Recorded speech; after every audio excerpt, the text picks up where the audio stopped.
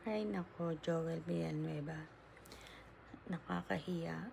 Sana makonsensya ka. Nangangaral ka ng salita ng Diyos.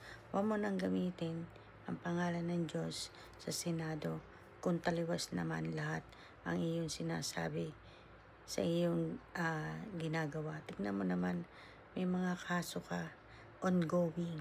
Ibig sabihin, active yung kaso mo. Anytime pwede ka ng kasuhan.